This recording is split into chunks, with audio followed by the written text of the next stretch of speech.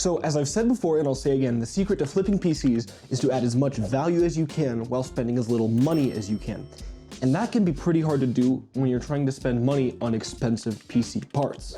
However, lucky for you, there's a few things that you can do to make sure that you don't spend all that much money on your expensive parts when speccing out your PC to flip. And that, my friends, is exactly what we're going to cover in today's video. Let's jump right in. So step one is to get into your buyers' heads. You have to do a little bit of market research before you actually buy your parts. Now to do this, we got to take a step back and figure out exactly what our buyers are actually hoping to find in a computer. Now, this is going to be different from person to person and place to place, but for me, I know that it's dudes between the age of about 14 and 30 who are looking for a computer that can play most games at 1080p medium to high settings and get above 60 FPS while doing so. They also don't really want to spend more than about $800 on the PC, so that's the price that I target with all of my parts. And on top of that, I know that they like brands like Nvidia and Intel more than AMD, which kind of sucks to be honest, because yes, AMD had a bunch of drivers issues, but those are mostly gone now. And AMD is the king of price to performance right now, which is what you really want when finding a PC to flip. Now, figuring this out can be a little bit difficult at first,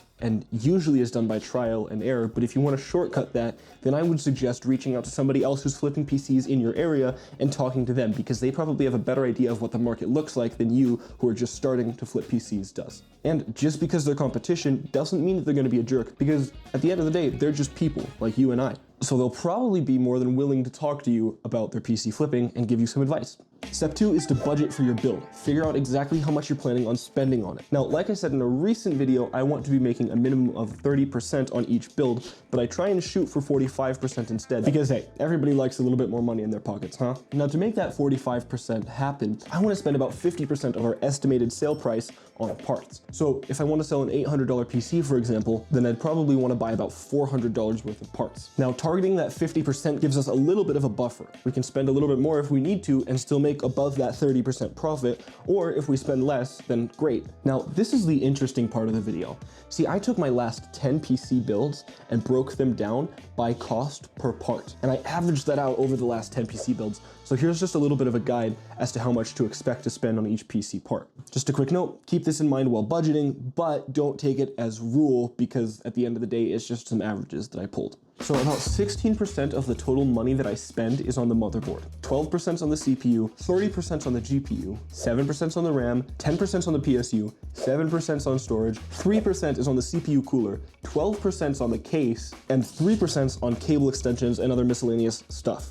Now, just a quick note, I usually tend to use stock coolers on my CPUs, which is why that percentage is super low. So make sure to allocate some room in your budget for that if your CPU needs it. So now with the budget in place, it's time for step 3, which is researching what parts you actually want to get. You can use services like PC Part Picker if you're trying to buy new, or if you're trying to buy used, you're gonna wanna set up a spreadsheet. I usually set mine up like this. If you want it, I'll link it down in the description and you can steal it.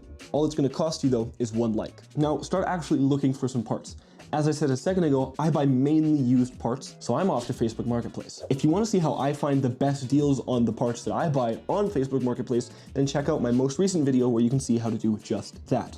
Anyway, back to the video. So here's a couple common mistakes that people make when putting together their parts list for PC flipping. Bottlenecking is probably my least favorite word in the computer space right now, just because it's so incredibly overused, but a lot of people do put together systems with stupid pairings that's going to bottleneck either the GPU, their CPU, or some other part of their PC. And while a lot of people use a bottleneck calculator to figure out if the computer is bottlenecked, I don't want you guys to do that. I want you to learn how to calculate that bottleneck pretty much on your own. And while the way that I do it isn't going to give you an exact percentage the way that that website will, it's going to help give you a baseline idea of if your system is well balanced. So bear with me for a second, it's time for a quick rundown on CPUs and GPUs and just how to tell if it's balanced. For CPU manufacturers, you have AMD and you have Intel. Both of them use a letter followed by a number, followed by a series of numbers. With Intel is I, and with AMD, it's called Ryzen, and the numbers that they use are 3, 5, 7, and 9, with 3 being the lowest tier and 9 being the highest tier. Now that second string of numbers is usually 4 or 5 digits, and will tell you the generation and just a little bit more about the CPU. They also sometimes have a letter at the end.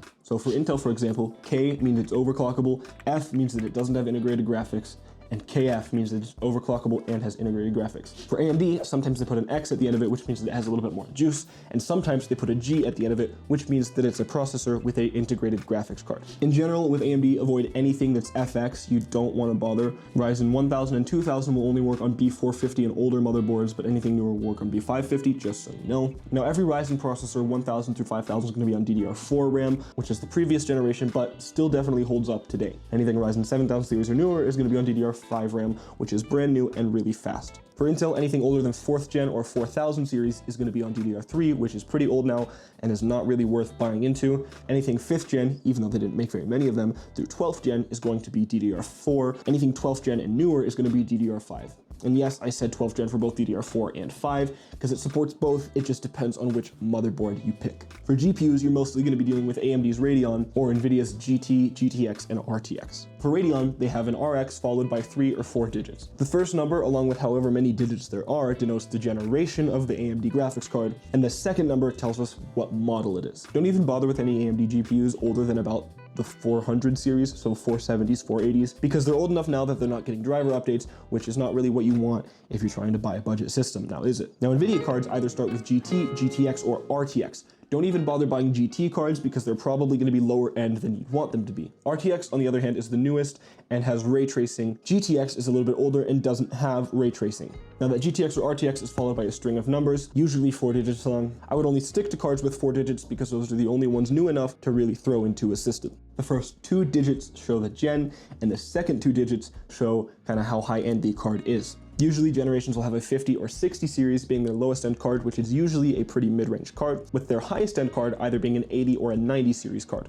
Sometimes NVIDIA will put a suffix like a TI or a Super or the new and pretty stupid TI Super, and those basically just mean that the cards have a little bit more juice. Now, here's how you use that information to avoid bottlenecking your system. The biggest thing I can tell you is to pair like with like. Pair high-end cards with high-end CPUs, low-end cards with low-end CPUs, and make sure to take age into account. A 14th gen i3 is going to be better than a 6th gen i5 or i7, just like a 1080 Ti will be better than a 2060. Pair like with like, and make sure that you don't bottleneck your system. If your parts list feels balanced, then it's time to go buy those components. If not, then reevaluate and then go buy the components. Anyways, another stupid mistake I see people making a lot and that I myself have made is putting way too big of a power supply in the system. One of the first PCs I built, which was for a friend, was an i5-10400F and a GTX 1070. And that system, I threw an 850 watt power supply, which was way overkill because that system turns out really only needs about 500 watts of power. If you want to know how big of a power supply you really need, then check out outervision.com's power supply calculator, which I will also link down in the description because that'll give you a good idea of how much wattage your PC actually needs. Sweet, so you found some parts and now it's time to go shopping. Before you do, check out my most recent video where I showed you guys how to get the best deals on PC parts, linked right there. Look at that, you could just click it. Anyways, thank you guys so much for watching. This has been Ryan. I will catch you next time. Ryan, out.